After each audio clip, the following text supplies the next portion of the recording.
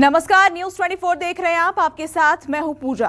Corona का खतरा हर दिन के साथ बढ़ता जा रहा है। बीते कुछ दिनों में जिस तरह से केस और मौत का ग्राफ बढ़ता जा रहा है, उससे कोरोना के खिलाफ जारी जंग मुश्किल होती दिखाई दे रही है। दरअसल कई मामलों में देखा गया है कि कोरोना के लक्षण न मिलने के बावजूद ऑक्सीजन का स्तर तेजी से गिरा और सेहत अचानक खराब होने लगी, और जब तक इलाज शुरू होता बहुत देर हो चुकी होती है। इस तरह के केस युवाओं के साथ ज्यादा हो रहे हैं। आखिर ये अदृश्य वार किसका है जिसके युवा शिकार बन रहे हैं? आइए देखते हैं इस रिपोर्ट में।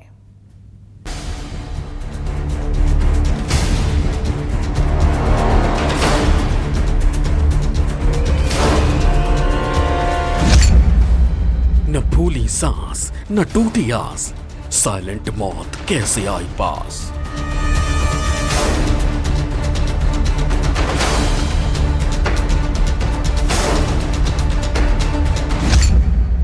कोरोना का अदृश्य प्रहार, नौजवान ज्यादा क्यों शिकार?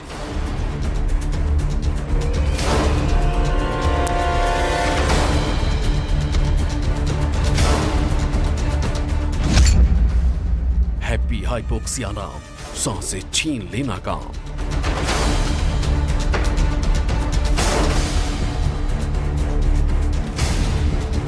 कोरोना महामारी के खिलाफ देश में जंग जारी है। वैक्सीनेशन युद्ध स्तर पर किया जा रहा है, तो लॉकडाउन जैसे सख्त कदम भी उठाए गए हैं। लेकिन देश को हर दिन नई चुनौतियों का सामना करना पड़ रहा है, क्योंकि कोरोना देश में अब तक करीब 2.5 लाख जिंदगियां ले चुका है। मौत का यह आंकड़ा हर दिन बढ़ता जा रहा है, जिसमें युवा और बुजुर्ग सब शामिल हैं।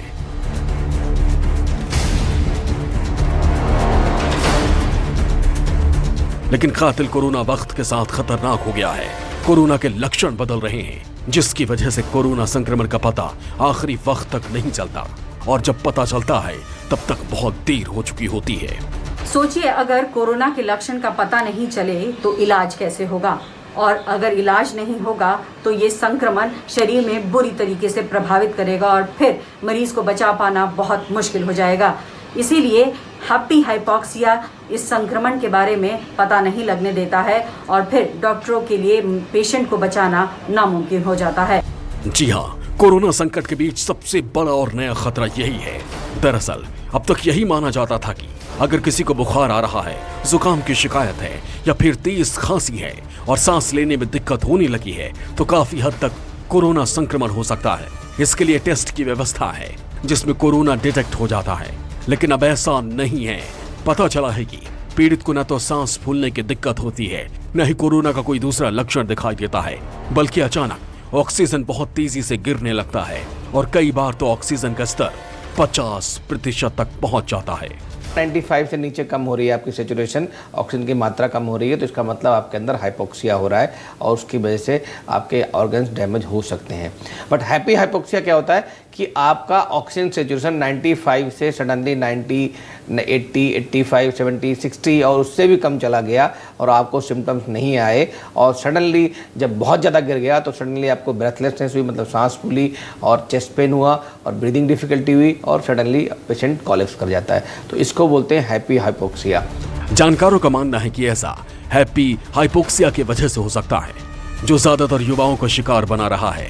हैप्पी हाइपोक्सिया, इसे सुनने में भले ही अच्छा लगता हो, लेकिन सब कुछ उसके उलट है। यानी अगर कोई हैप्पी हाइपोक्सिया का शिकार हो जाए तो उसकी सांसों की डोर बहुत तेजी से कमजोर होने लगती है।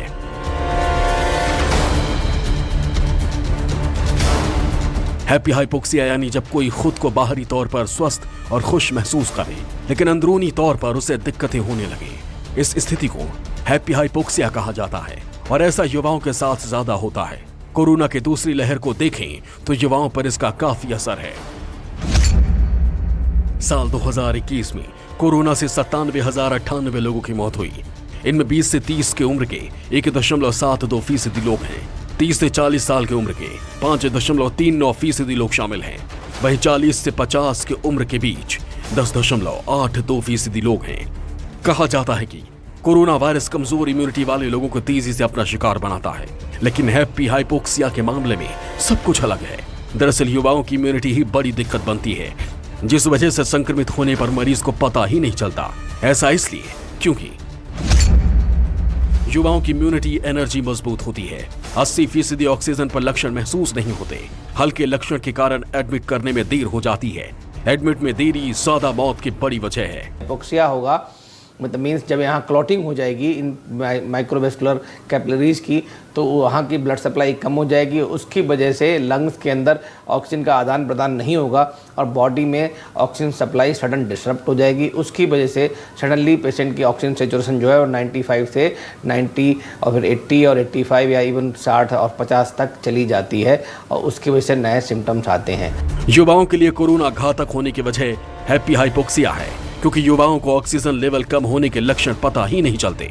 यही वजह है कि कोरोना के नए लक्षण हैप्पी हाइपोक्सिया ने एक्सपर्ट को भी हैरान कर दिया है, क्योंकि भारत में दूसरी लहर में इन्फेक्टेड ज्यादातर युवाओं को इसका ही सामना करना पड़ा है। दरअसल हाइपोक्सिया का मतलब है खून में ऑक्सीजन के स्तर का बहुत कम हो जाना। स्वस्थ व्यक्ति के खून में ऑक्सीजन सेचुरेशन 95% या इससे ज्यादा होता है, लेकिन कोरोना मरीजों में ऑक्सीजन सेचुरेशन घटकर 50% तक पहुंच रहा है।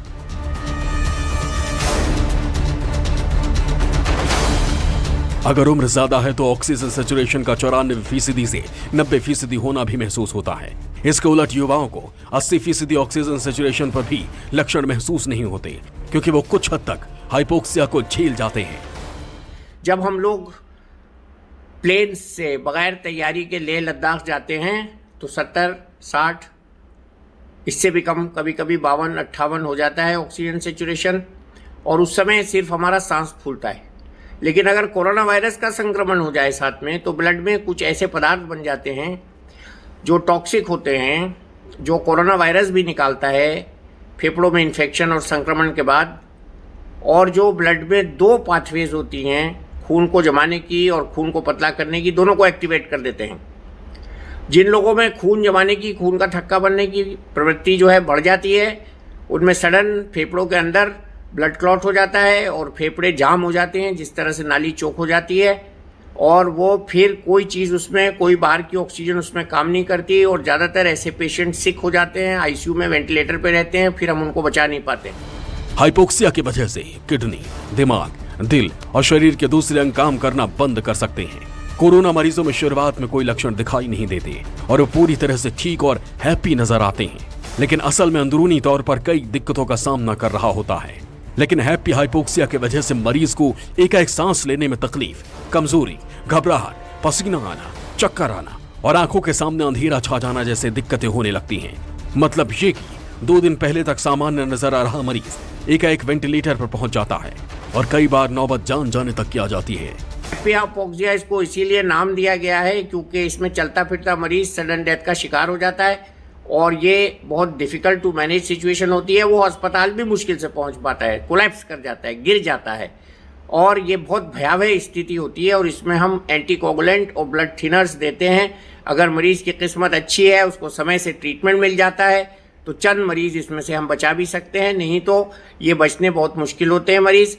इसका सबसे ज़्यादा चौकन्ना रहने का तरीका ये है कि हम अपना पल्स ऑक्सीमीटर अपने गले में हैंग करके रखें और हर 1 घंटे पर ज़रा सा भी सांस फूले या कुछ भी हो, हेडेक हो या कोई भी लक्षण हो, तो हम अपना सेचुरेशन नापें और जैसे ही सेचुरेशन गिरना शुरू हो फ़ौरन अस्पताल जाएं और इमरजेंसी में जाएं और उनको ये बात बताएं कि कितनी देर में कितना सेचुरेशन कम हुआ है। हैप्पी हाइपोक्सिया के शक्ल में कोरोना इतना घातक अदृश्य वार करता है जिससे कोरोना जानलेवा साबित हो जाता है। वैसे भी कोरोना की दूसरी लहर युवाओं के लिए ज्यादा खतरनाक साबित हो रही है। ज्यादातर रिसर्चर्स और मेडिकल एक्सपर्ट्स का मानना है कि फेफड़ों में खून की नसों में थक्के जम जाते हैं। इसे ही हैप्पी हाइपोक्सिया की मुख्य वजह माना जाता है।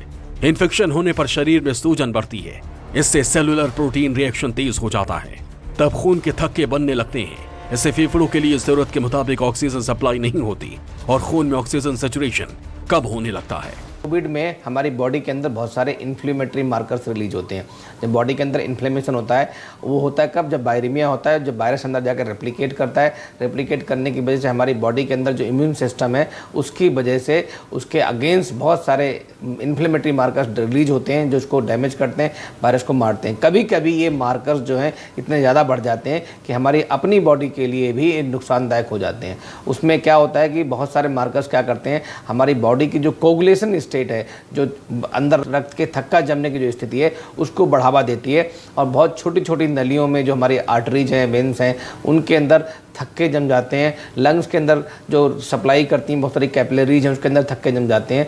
तो जो माइक्रोवैस्कुलर क्लॉटिंग होती है उसकी वजह से ये हाइपोक्सिया देखने को मिलता है। बीते दिनों देश ऑक्सीजन की किल्लत झेल चुका है और ज्यादातर मौत की वजह भी समय पर जरूरी ऑक्सीजन ना मिलना ही माना गया। ऐसे में ये जानना जरूरी हो जाता है कि हैप्पी हाइपोक्सिया की पहचान कैसे हो और कैसे कोरोना के इस अदृश्यवाद से बचा जाए, आगे बताएंगे। Bureau report, news 24। कोरोना संकट के बीच अगर किसी मरीज को संक्रमित होने के लक्षण महसूस ना हो तो चुनौती कई गुना बढ़ जाती है। फिर भी हैप्पी हाइपोक्सिया की वजह से ऐसा हो रहा है। लेकिन कोरोना के लक्षण भले ही दिखाई ना दे, लेकिन शरीर में कुछ ऐसे बदलाव जरूर होने लगते हैं जिससे हैप्पी हाइपोक्सिया के खतरे को पहचाना जा सकता है।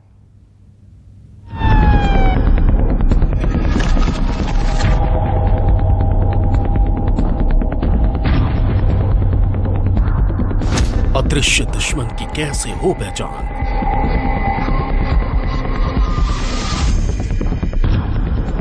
कोरोना संकट में कैसे बचेगी जान।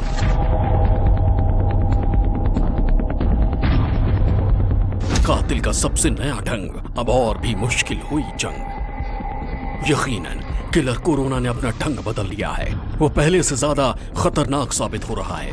लेकिन कोरोना के नए खतरे को कैसे पहचाना जाए, सबसे बड़ा सवाल यही है कि कोई कैसे पहचाने कि वो हैप्पी हाइपोक्सिया का शिकार हो चुका है, ताकि समय रहते अपना इलाज शुरू करा सके और जान जाने का खतरा टाल सके। नॉर्मली 80 तक सैचुरेशन पे यंग लोगों में कोई लक्षण नहीं होते हैं, लेकिन आम मरीज को जब 90 से कम होता है तो लक्षण शुरू हो जाते हैं और उसमें ज़रूरी है कि हम डॉक्टरी सलाह लें। पूरे ब्लड की क्लॉटिंग फेफड़े के अंदर जब हो जाती है तो हैप्पी हाइपोक्सिया का मरीज सामने आता है। और इसको मैं दोबारा बता दूं, ये बहुत सीरियस कंडीशन होती है। पेशेंट इसमें सिक होता है, बहुत ज़्यादा बीमार हो जाता है और यंगस्टर्स में ये देखने को मिल रहा है। कुछ उदाहरण अभी हमारे सामने हैं। राहुल जी, जो वर्ल्ड के जाने माने ट्विटर के एक्सपर्ट थे, लिखते थे, वो भी चले गए। और आज तक के एक बहुत सीनियर एडिटर थे जो दंगल कार्यक्रम करते थे, रोहित सरदाना, वो भी ऐसे ही चले गए। तो इसमें बहुत संभल के रहने की ज़रूरत है। जानकारों का मानना है कि हैप्पी हाइपोक्सिया के शिकार हुए मरीज में कोरोना के लक्षण दिखाई नहीं देते। वो खांसी, जुकाम, निमोनिया या फिर उसे शुरुआत में सांस लेने में भी दिक्कत नहीं होती। लेकिन कुछ शारीरिक बदलाव हैप्पी हाइपोक्सिया की तरफ इशारा जरूर करते हैं। जैसे इंसान के होठों का रंग बदलने लगता है, होठों का रंग हल्का नीला होने लगता है, त्वचा लाल या बैंगनी रंग की होने लगती है, बिना एक्सरसाइज के पसीना आता रहता है। ये वो तमाम लक्षण हैं जो इशारा करते हैं कि मरीज के खून में ऑक्सीजन कम होने लगी है। लिहाजा ऑक्सीजन लेवल माप लिया जाए ताकि सही हालात का पता चल सके और मरीज को जरूरत पड़ने पर तत्काल अस्पताल में भर्ती कराया जा सके। अगर पोस्ट कोविड आप ठीक भी हो गए तो आपने ब्लड टेस्ट करा के जरूर देख लें कि आपकी जो इन्फ्लेमेटरी मार्कर्स हैं, डी डाइमर है, एलडीएच है, सीरम फेरिटिन है, सीआरपी है, प्रोकैल्सिटोनिन है, इनकी क्या मात्रा है, किस तरह से बढ़ेंगे, पीटी आईएनआर का क्या लेवल है, कहीं ऐसा तो नहीं आपकी बॉडी में हाइपर कोगुलेशन स्टेट हो रही है। इसके अतिरिक्त अपने जो सैचुरेशन जो है पल्स ऑक्सीमीटर से जिसको हम चेक करते हैं, जिसका SpO2 देखते हैं, उसको बार बार चेक करते रहें एटलीस्ट 6 to 8 आवर्ली। अगर कोई सिम्टम्स आ रहे हैं, हल्की सी भी ब्रीदिंग डिफिकल्टी हो रही है, हल्की सी भी अनईजीनेस हो रही है, हल्का सा भी चेस्ट पेन हो रहा है, तो तुरंत डॉक्टर को संपर्क करें और अपनी जांच जरूर करवाएं। वक्त पर हैप्पी हाइपोक्सिया की पहचान करने से जिंदगी बचाई जा सकती है और कोरोना के गंभीर खतरे को टाला जा सकता है। लिहाजा संकट के इस दौर में अपना पूरा ख्याल रखें, क्योंकि जरा सी चूक जिंदगी पर भारी पड़ सकती है। Bureau report, news 24। इस खास पेशकश में फिलहाल इतना ही। वक्त एक ब्रेक का, आप देखते रहिए न्यूज़ 24।